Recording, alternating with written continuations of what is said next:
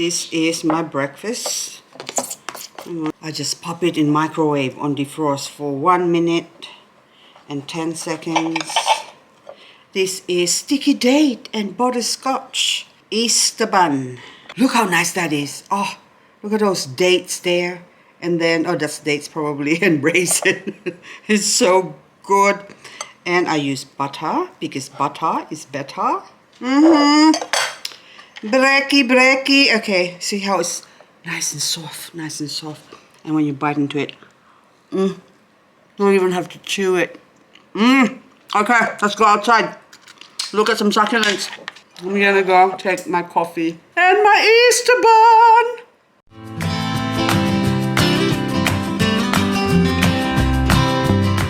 I haven't shown you my mess for a while now, haven't I? But anyway, I wonder if this Venus flytrap's gonna die. Hey, you're not getting enough food, and look, it's not even closing its trap. Oh, apparently they will eat twice. Look, there's a fungus gnats. Look at that, trying to get inside there, and it's been going round and round. Round and round. Where did you go now? You're gone now. Oh, it's still there. Why can't it have a little sap or sugar so the nuts will stay in there? See, this one has got a few, but it's not closing it. Beats me how it works. But anyway, oh, the other one. I'll show you the other one. See, this other one here, it's curling up. So does it mean it's gonna die or it's about to engulf everything? I've been watering it and it's sucking up all the water, but what's most interesting with this one is the moss. I love the moss. Look at the moss.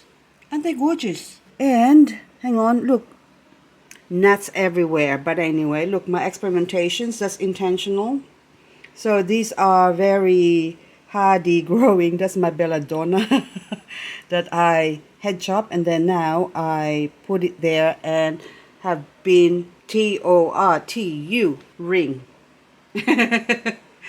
giving it a hard time. Like that's what I've been doing with my plants. Look, see, all the whatchamacallit has been drying up, but oh, hang on, I'll show you. This is all grown from a leaf. Okay, so this container here, and then the reason why all the soil is sort of coming away from the sides is because I've been keeping it dry to get rid of the fungus gnats. But anyway, it's good for the plants anyway. But what happens with the plant as well, if you water them too much, they will rot. If you don't water them, they rot. So damn if you do and damn if you don't. And the lavender pebbles, this is grown from a leaf from last year. And I brought it inside because we've been having too much rain outside. And I thought maybe it might not appreciate the rain. And oh, poor thing, got attacked by fungus gnats. And look what happened to it. I kind of like the tip because it's so round. Look, if only they all grow like that. You know, it's like one of those Chinese women whose feet has been bound. I don't know if you've heard of that. There's Chinese women that's like 100 years old whose feet were bound. One of my grandmother was actually, we call it pakha in the Philippines. Her feet were bound when she was little, and I've been told so that stops her from running away, but it's apparently it's a beauty thing. But anyway, so my grandmother, my father's mother, has had her feet bounded. Can you believe that? But anyway, that's probably why my feet is so small. No, I don't. I got big feet. Medium size. Anyway, a lot of these plants now has been put through the ringer. I have been experimenting on them, and my white Lindsayana is still alive and it's actually going green. I can see some green spots there. So it's beautiful, but that's all damage from the fungus gnats. Plus, every time, okay, my hands is dry, and this is what I do. I'm gonna get it wet. So my hands is now wet. So it's got a little bit of detergent or dishwashing liquid, and then I would tap like this, and I'm gonna look for gnats. Oh, there's one here. See? Look. Stick to my hand. That has been my daily exercise. Oh, look. Where you going? Where you going? But anyway, I'm supposed to just do a vlog video. I'll do a fungus gnats video later on. And those are mothballs. And okay, I'm going to give you a tip now. I've noticed that when I use mothballs or put mothballs on the plant, that stops the, so look on my hand, the fungus gnats, because I killed off one of its maybe cousin or brother or something like that. And they have a GPS scent tracker. It seems like they will keep going back to the same soil where they were born. It's like a salmon.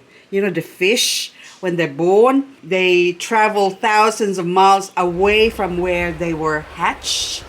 And their mothers lay their eggs, and then they're hatched, and of course the little baby salmon, and then they go all over the world. I don't know where they go. Before they die, they will lay their eggs.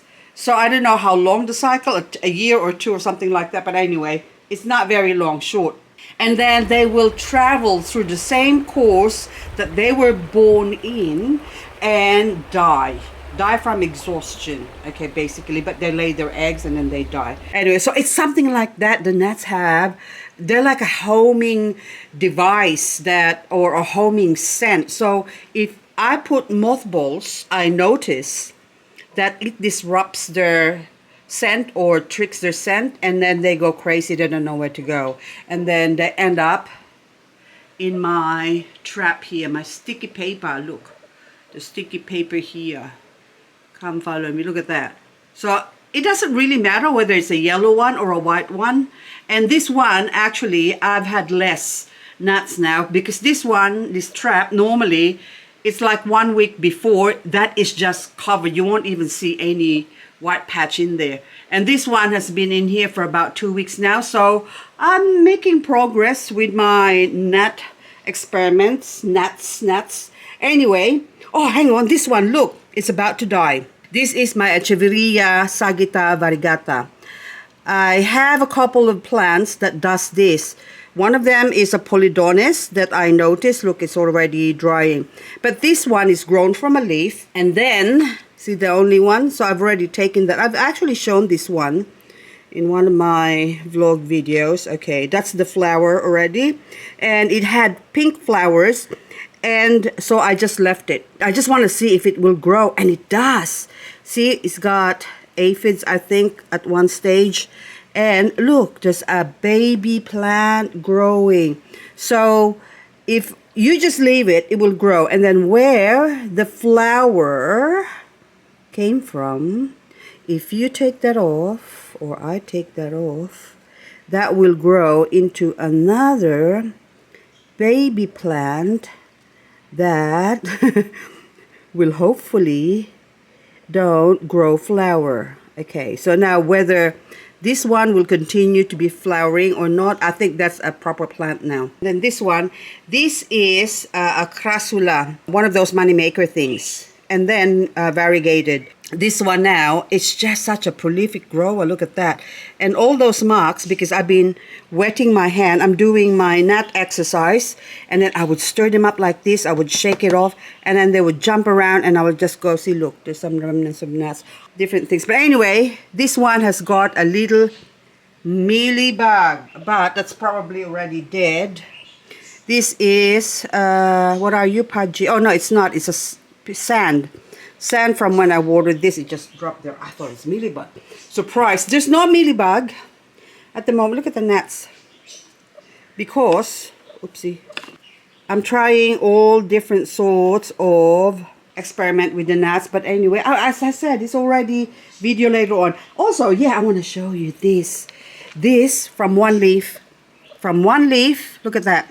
So this is actually grown from 2 leaves. So there's this one, and then there's that one there. So this is Echeveria lily. There's 3. 1, 2, 3. 3 leaves. And that one there. So this one, let's pull this out. Look. Look at all that cluster there. One. I can see. 1, 2, I can't. 1, 2, 3, 4, 5. 1 leaf, 5 plants.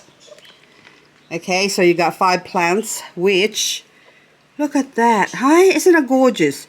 Beautiful. It's not a crested, it's a cluster. So now if I remove all that leaf again,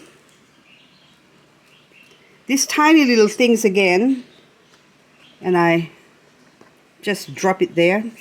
Oh, this one is, what are you? This colorata F.A. Lindsayana.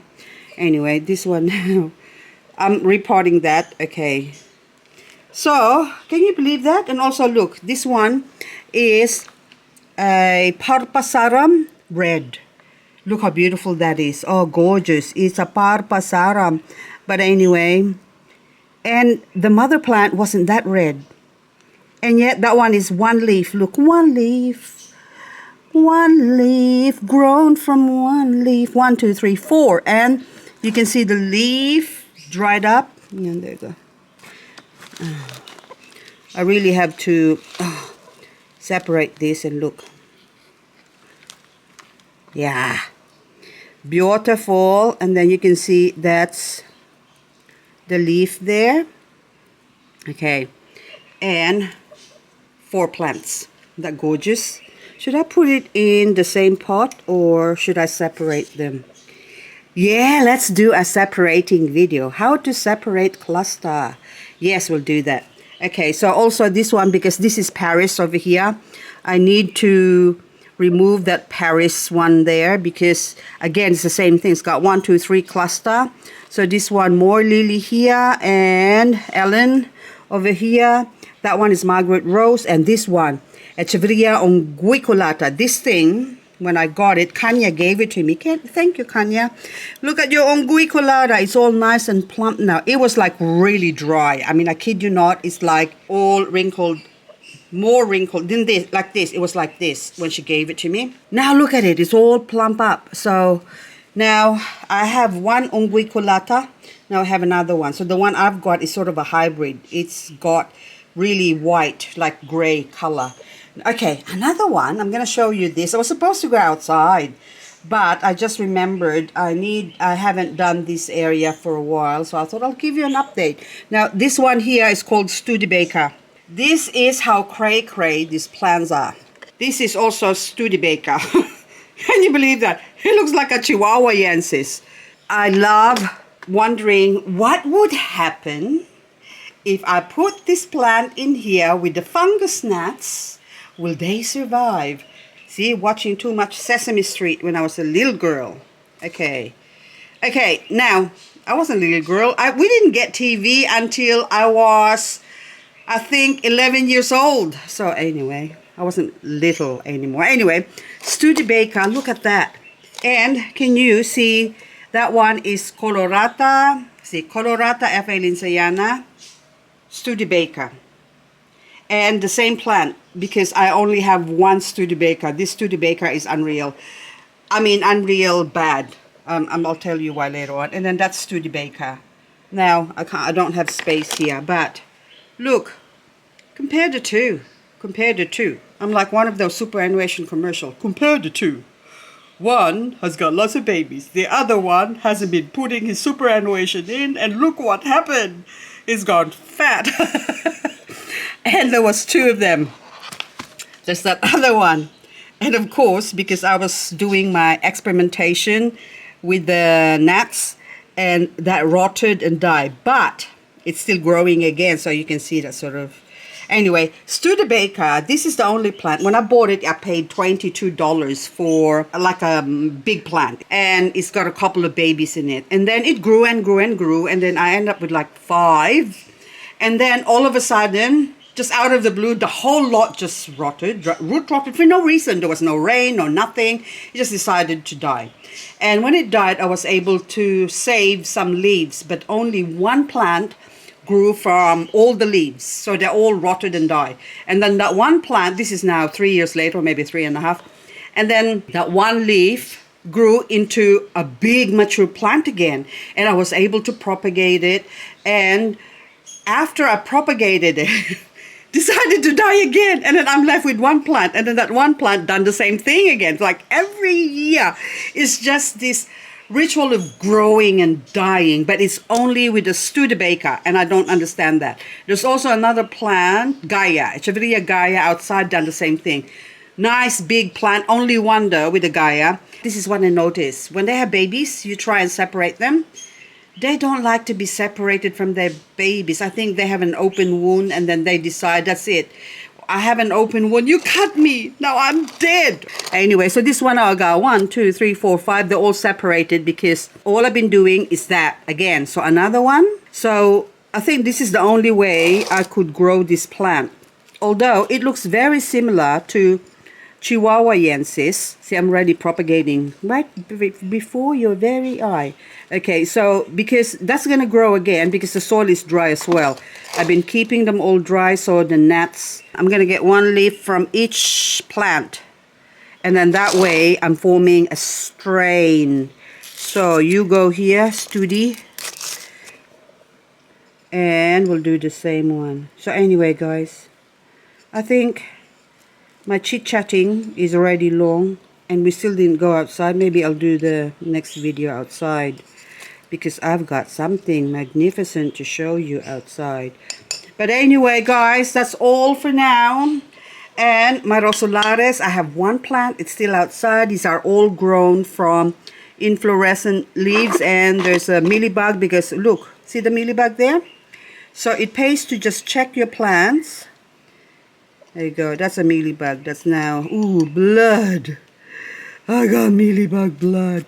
And look, there's another baby mealybug running. And Eco Pests. I prefer to use my Eco Pests, especially inside where there's no bees, because I like my Eco Pest oil. That's it. That's what I use. I do use the metho as well. And I only did the metho just so those of you who can't get hold of Eco Pest oil can have something to use to kill your mealybugs and your fungus. Although I still use the metho solution for the fungus, all the mold and powdery mildew, that's what I use. But for mealybug and aphids, well, aphids I use soap, my ant solution. That's what I use for aphids. And for mealybug, I like to use this one. Although on root mealybug, I prefer to use my metho. Just all this information is just too much. It just, my head hurts. And then this one, my Echeveria Purple Dream is getting bigger now. Look at that. And then I already put some bridesmaid. Those are Bernalensi. That's variegated, grown from a leaf. Anyway, guys, that's all for now. And I'll see you on the next video. Bye-bye. My Ionium Siboldii is flowering. Are you Siboldii or I croissant or something? Yeah, I croissant Betancourtianum.